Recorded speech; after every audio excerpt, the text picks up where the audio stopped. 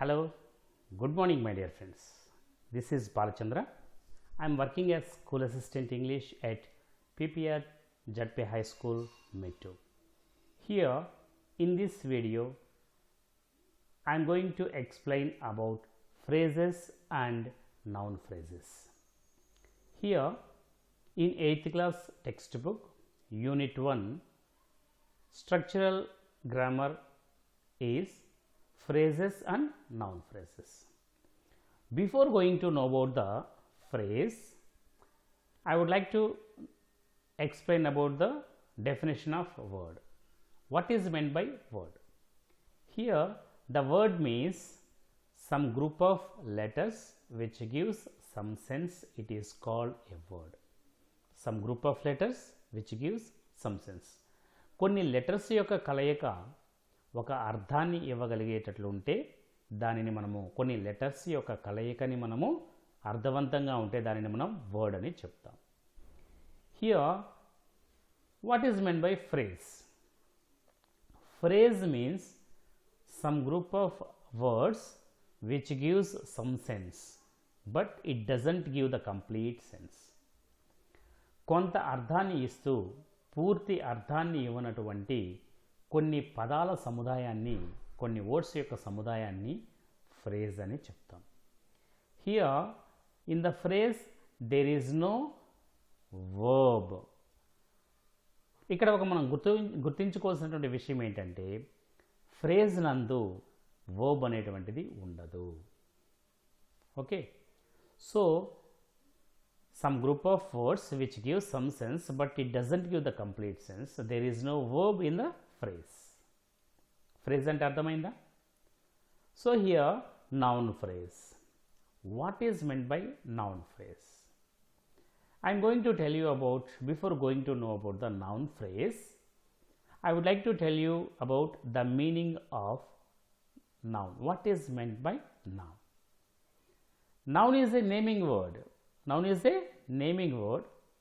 It tells about the name of a person, place and things.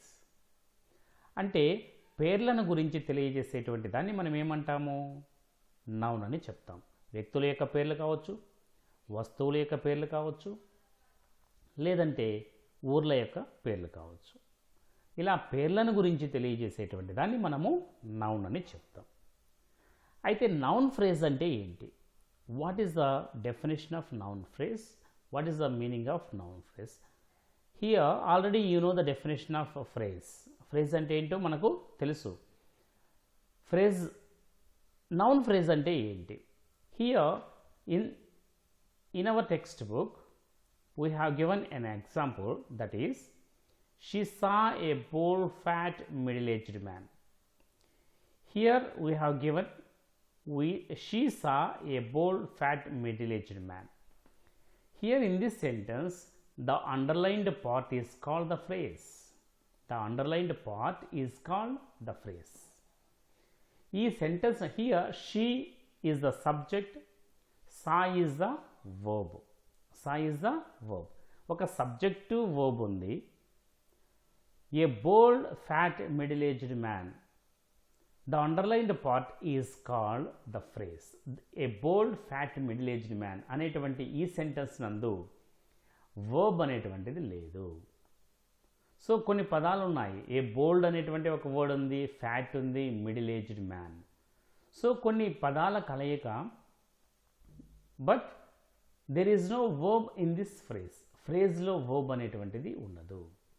Sentence means some group of words which gives complete sense. There is a subject and the predicate. Subject ఉంటుంది, verb అనేటువంటిది కూడా ఉంటుంది.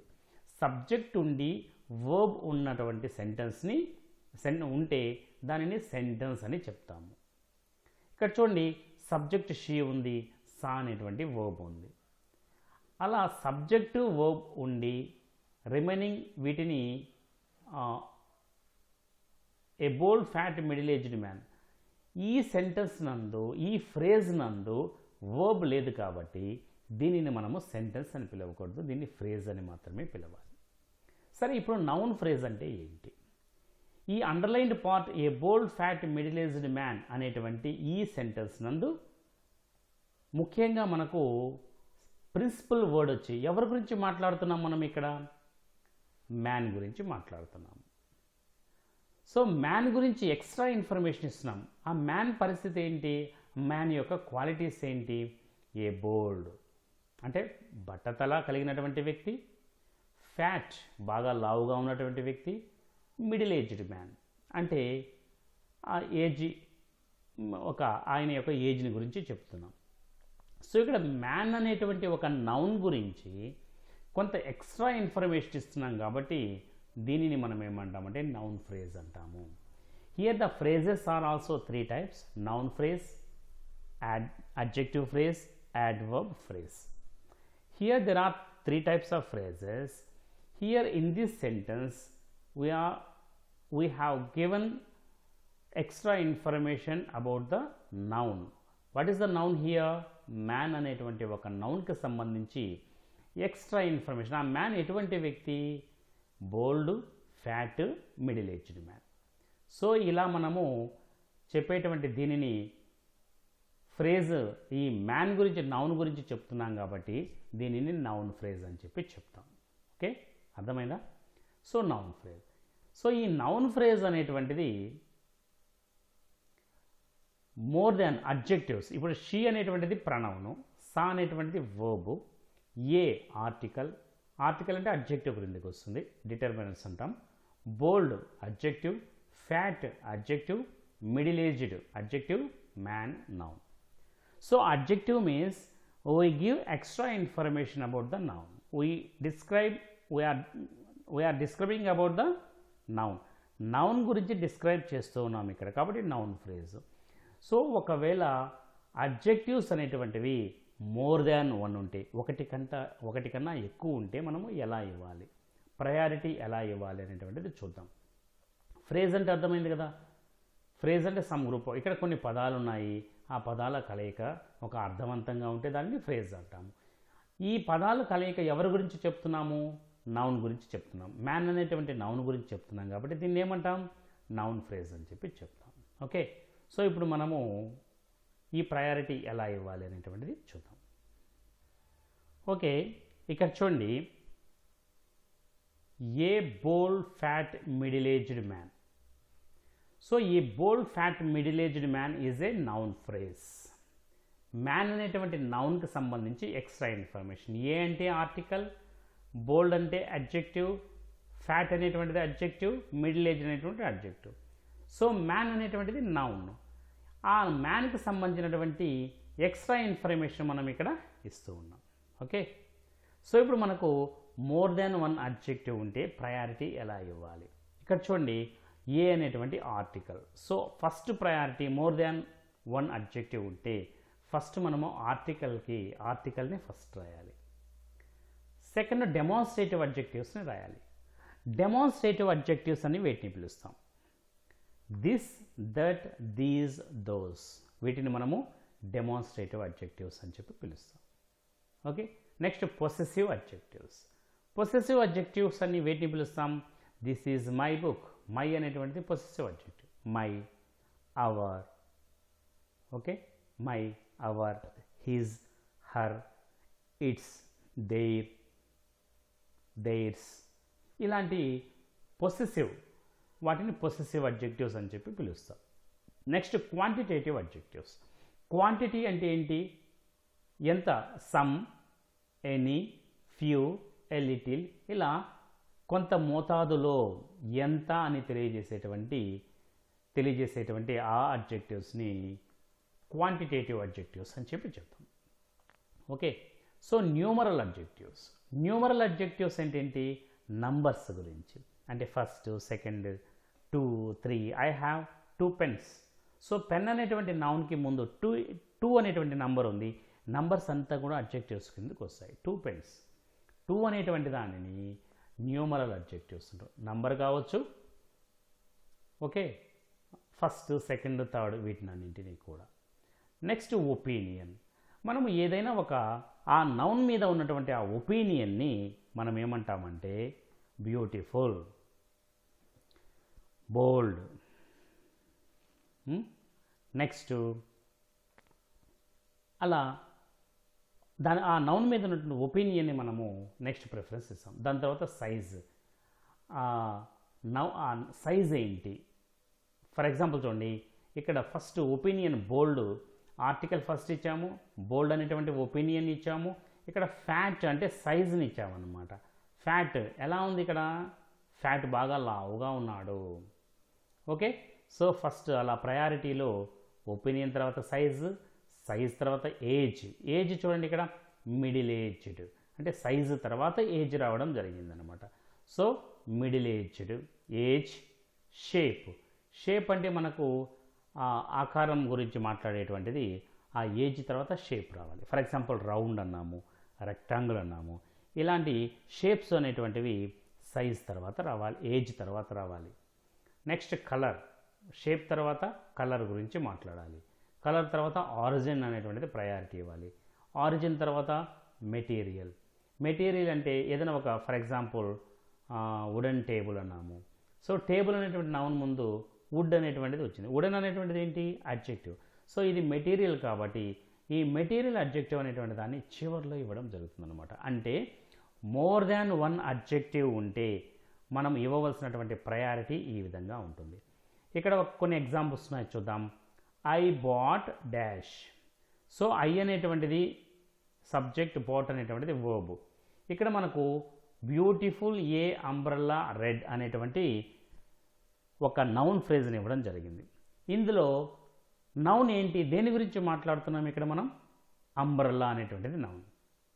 So umbrella అనేటువంటి నౌన్కి extra information ఇస్తున్నాం కాబట్టి దీనిని మనము noun phrase అని చెప్పడం జరుగుతుంది.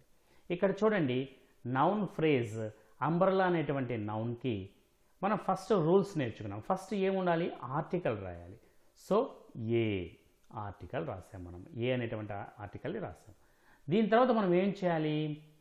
ఒపీనియన్. ఇక్కడ చూడండి, బ్యూటిఫుల్ ఉంది, అంబ్రెల్లా రెడ్ ఉంది, ఆర్టికల్ అయిపోయింది. అంబ్రెల్లా చివర్లో ఉంటుంది కాబట్టి చివర రాసాం, చివర అంబ్రెల్లా రాసేసాం, ఆర్టికల్ రాసాం. నెక్స్ట్ బ్యూటిఫుల్ వస్తుందా, కలర్ రెడ్ వస్తుందా? ఇక్కడ చూడండి, ఫస్ట్ ఒపీనియన్ ఉంది, ఒపీనియన్. నెక్స్ట్ కలర్ తర్వాత ఉంది. సో ఇక్కడ మనకేం రావాలి? ఒపీనియన్ రావాలి. ఏ బ్యూటిఫుల్ తర్వాత కలర్ వస్తుంది, ఏ బ్యూటిఫుల్ రెడ్ అంబ్రెల్లా. అర్థమైందా? A beautiful red umbrella. So ఇలా మనకు order of priority a beautiful red అంబ్రెల్లానా లేదంటే ఏ రెడ్ బ్యూటిఫుల్ అంబ్రెల్లానా అనేటువంటి కన్ఫ్యూజన్ వచ్చేదానికి అవకాశం ఉంది. అలా కన్ఫ్యూజన్ లేకుండా ఉండాలి అంటే మనకి ఏం కావాలి? ఈ ఆర్డర్ ఆఫ్ ప్రయారిటీ అనేటువంటిది తెలుసుకోవాలి. ఓకే, నెక్స్ట్ సెకండ్ సెంటెన్స్ చూడండి. we saw dash in the zoo. So ఈ సెంటెన్స్ నందు a baby a elephant of couple అనేటువంటి ఒక ఫ్రేజ్ని ఇవ్వడం జరిగింది. ఈ ఫ్రేజ్లో ఇది కూడా నౌన్ ఫ్రేజ్. సో ఈ నౌన్ ఫ్రేజ్లో నౌన్ ఏంటి? ఏ నౌన్ గురించి మాట్లాడుతున్నాం మనము? ఎలిఫెంట్స్ అనేటువంటి నౌన్ గురించి మాట్లాడుతున్నాం. సో మనకు ఎలిఫెంట్స్ అనేటువంటిది చివరి రాయాలి, ఎలిఫెంట్స్ చివరి రాసేస్తాము. సో ఫస్ట్ మనకు అడ్జెక్టివ్స్ ప్రయారిటీలో ఫస్ట్ ఏం రావాలి? ఏ రావాలి. సో ఇక్కడ ఆర్టికల్ ఏముంది? ఏ అనేటువంటి ఆర్టికల్ని ఫస్ట్ రాసాం, ఏ. ఏ తర్వాత ఏం రావాలి మనకు? ఇక్కడ ఉన్నటువంటి వాటిలో a couple baby. So baby అనేటువంటిది మనకు ఏజ్కి సంబంధించి తెలియజేస్తుంది.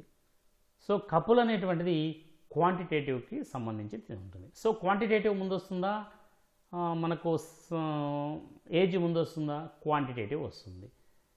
అంటే కపుల్ అంటే ఇద్దరు, కపుల్ జత కాబట్టి ఏ కపుల్. కపుల్ తర్వాత వెంటనే మనకు ఆఫ్ అనేటువంటి ప్రిపోజిషన్ రావాలి. ఇది అడ్జెక్టివ్ కాదు, ఆఫ్ అనేటువంటిది ప్రిపోజిషన్. A couple of.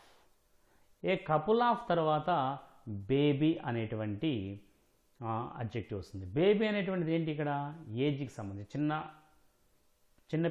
చిన్న బేబీ కాబట్టి ఏ కపుల్ ఆఫ్ బేబీ. తర్వాత ఏమొస్తుంది? Noun elephants. సో ఎలిఫెంట్స్ అనేటువంటి ఈ నౌన్కి సంబంధించినటువంటి ఎక్స్ట్రా ఇన్ఫర్మేషన్ ఇస్తున్నాం కాబట్టి దీనిని కూడా మనము నౌన్ ఫ్రేజ్ అని చెప్పి చెప్తాం. అర్థమైందా ఆర్డర్ ఆఫ్ ప్రయారిటీ ఎలా ఇవ్వాలో? నెక్స్ట్ థర్డ్ వన్ చూడండి, hour grand father lives in dash. So our grand father lives in, ఇక్కడ చూడండి మనము బిగ్ హౌస్ ఏ స్టోన్ బిల్ట్ ఇలా ఇవ్వడం జరిగింది.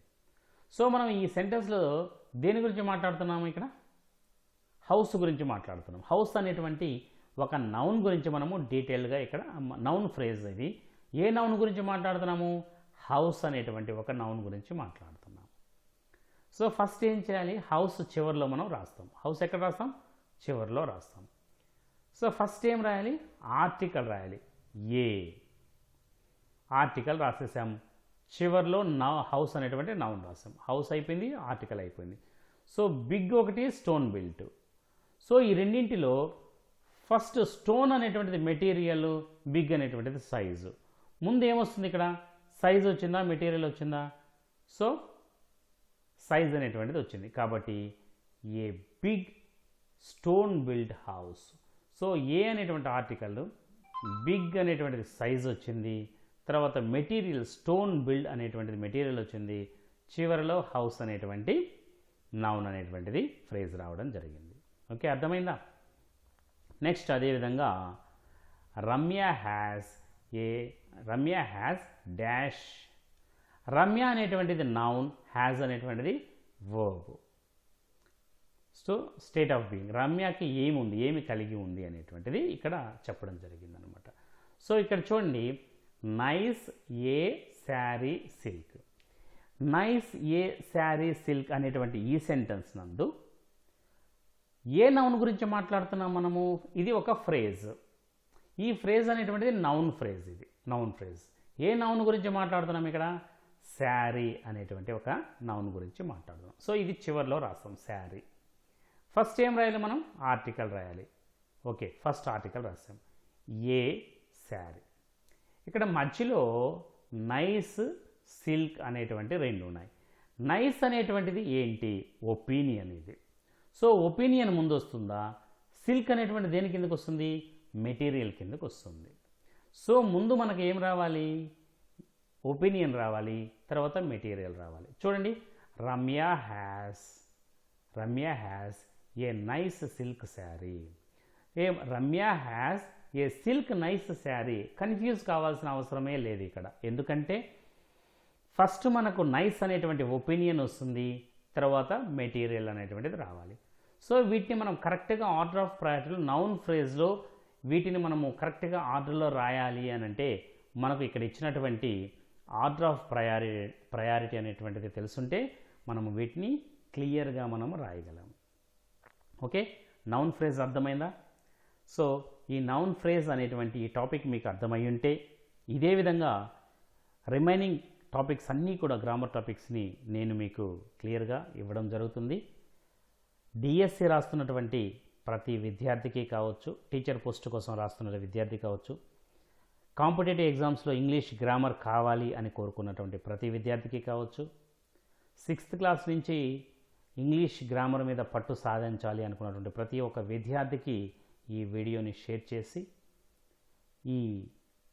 ఈ టాపిక్ని లైక్ చేసి షేర్ చేసి ఈ ఛానల్ని సబ్స్క్రైబ్ చేసుకోగలరని చెప్పి కోరుకుంటూ మీ Balachandra. Thank you very much.